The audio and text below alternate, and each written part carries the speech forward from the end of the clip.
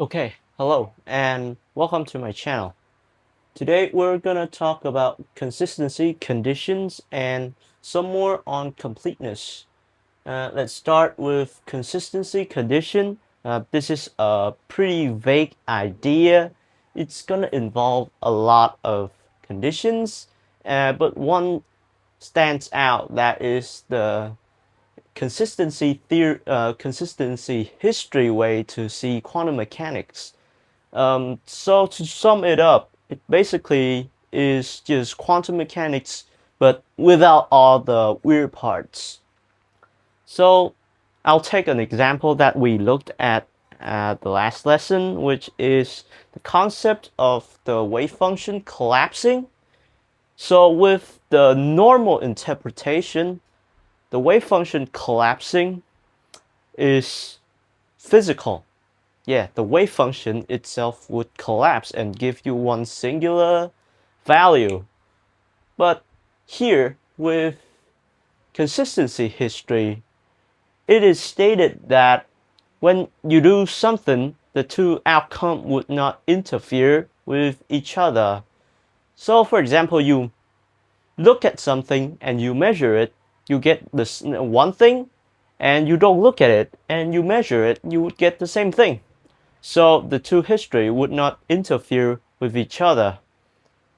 But with the textbook way of interpreting things, which is almost all the time the Copenhagen interpretation, uh, say you measure something when you have like example like an observer to look at it, you will get a different thing, and when you don't have an observer, you would get a different thing. So that is not in line with the consistency history. And to the way that consistency history viewed the collapse of the wave function is that it is purely a mathematical thing for theorists to just get the value, and it is not physical at all. And some more consistency condition is the consistency condition in the wave function, which would force the wave function to be, well, normal, which means that it is single valued, it is continuous and finite.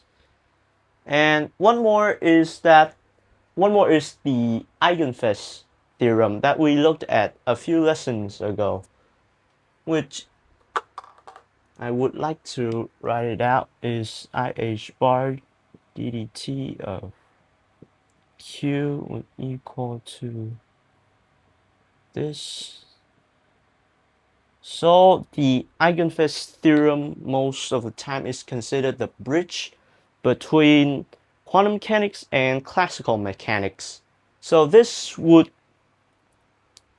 force quantum mechanical calculations to align with Newton's laws when you do this on bigger everyday objects. All right, and let's move on to some more about completeness. Today we're gonna consider an example about a particle on a circle. This particle on a circle.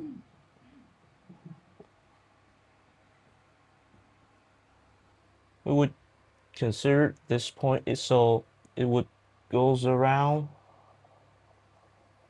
and I would like to plot it like this as well. This is 0 and take a point L.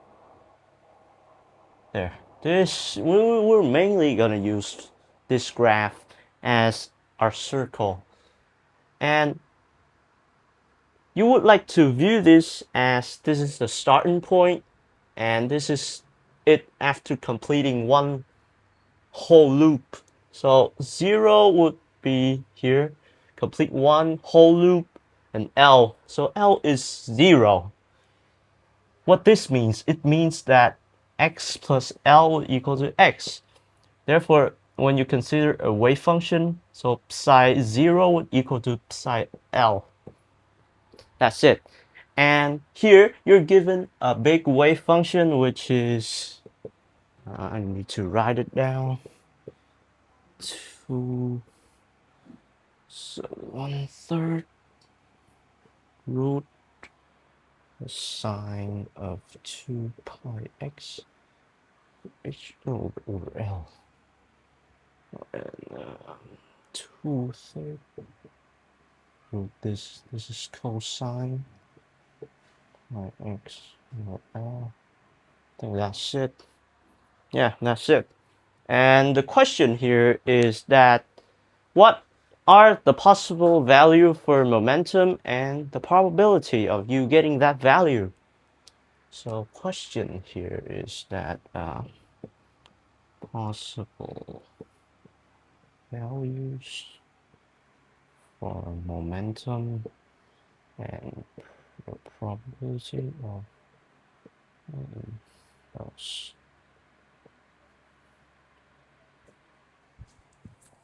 So for you to solve this, well, I don't know if I have told you this beforehand, but you have to know that the eigenstates of a circle would take a very would just take this form.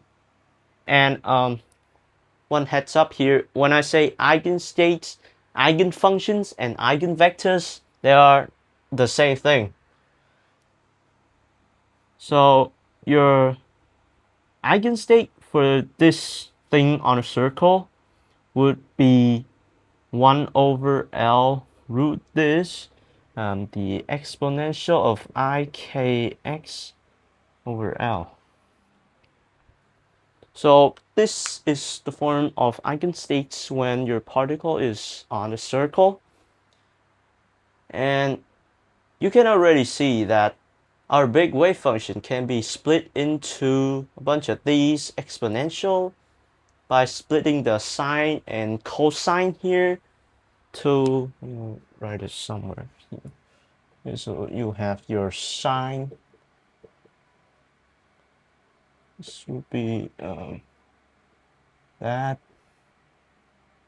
ik. Take this as k. Your k is gonna be well, n 2 pi x over L.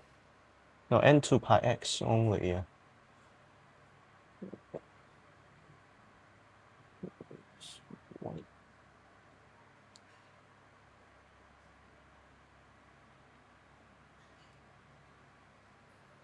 And your cosine here is 6 pi x 6.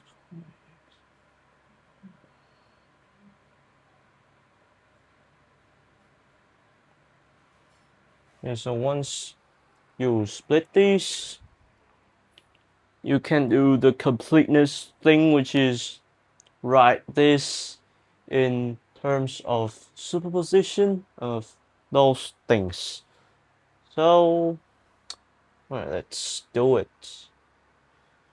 That is 1 over 2i. You have a 2 over L here. You have, 1/3 here. Huh. So it would be 2/3, 2/3, and 2/3 and 1 over 2. So you would get 1 over root 6 of 1 over root 6i, those. And so let's just write the big one here. 1 over root 6, 6, 6i of those e x over L side 2 pi. Next part is 2/3, 2/3, 2 over L.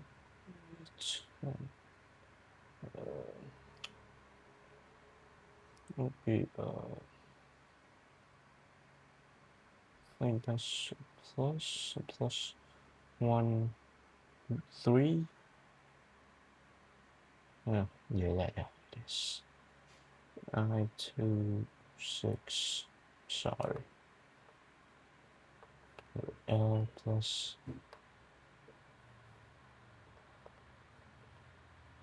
What am I writing?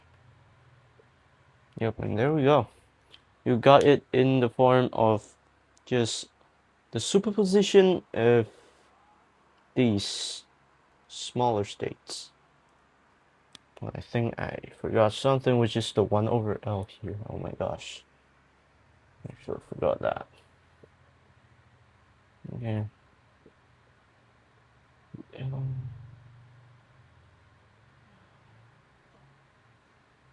Sorry, my fault. I forgot that part.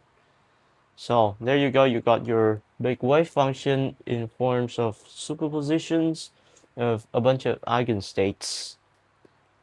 And with this, you can rewrite it as this for it to be a little bit more neat. Okay, what is this? It's an I. Forgot how to write an I. Go to root 6. Okay, what am I writing? Okay, root 6. I. This is 1 because your k is an n, a multiplet of 2 pi. This is 1. This is psi minus 1. Yes. Psi of minus 1, and the thing down here is 6 pi, so the multiplet here is 3. So it would be psi 3 plus psi minus 3. And there we go. You got that. Now to figure out the momentum and the probability of getting those. So you look at this. Now let's look at this for it to be easier. Well, you say that k here is a multiplet of 2 pi over L, right? And what is P? P is h bar k. So you just take this and multiply an h bar there. And you got your P value. Okay, erase this. So get your P values. They are, well, 2 plus minus, I don't have space, for L, and plus minus 6 pi h bar over L. These are your P values. And what is the probability? So just like matrix, the probability would be it's the denominator, the coefficient in front of it. Here it is root 6, so you square it up. That would be, well, for this guy, it would be two of them would be, both of them have the same coefficient, so both of them have the probability of 1 over 6. This one is root 3, so both of these would have the probability of 1 over 3. And don't get mixed up here. Not two of these got this, but each of these got this probability. So plus 1 got the probability of 1 over 6, and the minus 1 got the probability of 1 over 6, and the same for this one here. Alright, and I think that's it for today. Goodbye.